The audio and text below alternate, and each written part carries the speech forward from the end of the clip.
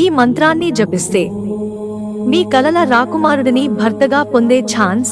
దుర్గా సప్తశతిలోని అర్గల స్తోత్రంలోని 24వ శ్లోకాన్ని సక్రమంగా జపిస్తే కోరుకున్న జీవిత భాగస్వామి లభిస్తుంది.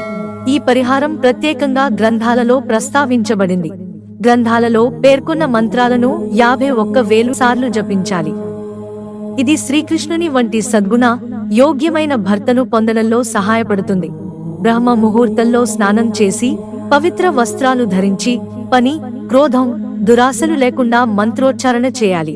నిర్మలమైన మనస్సుతో భగవంతుని దృష్టిలో ఉంచుకుని జపించడం. ఓం దేవేంద్రాని నమస్తేభ్యం దేవేంద్ర ప్రియభామిని. వివాహాన్ భాగ్యమారోగ్య శీఘ్ర లాభంచ దేహి మే నందగోపసుతే దేవి పతిమేం కురుతే నాం. ఓం హ్రీం గౌరయే నమః. ఓ గౌరీ శంకరార్ధాంగి యథాత్వం శంకరప్రియ ఇక మా కురు కళ్యాణి కంటకాంత సుదురల్భం. ఈ మంత్రాలను తూర్పు దిశలో అంటే ఈశాన్యంలో సూర్యునికి అభిముఖంగా కూర్చుని జపించండి. ఇది మంత్రం యొక్క శక్తిని పెంచుతుంది, ఫలితాలను త్వరగా పొందుతుంది. మంత్ర జపం పూర్తయిన తర్వాత దశాంశ హవనం చేయడం చాలా ముఖ్యం. ఇది హవన్ జాప్ను పూర్తి చేస్తుంది, ప్రత్యేక ఫలితాల సాధనకు హామీ ఇస్తుంది. ఈ పద్ధతి ద్వారా చేసే మంత్రాన్ని పఠించడం వల్ల శ్రీకృష్ణుడు వంటి యోగ్యమైన, సమర్థుడైన జీవిత భాగస్వామిని పొందడంలో సహాయపడుతుంది.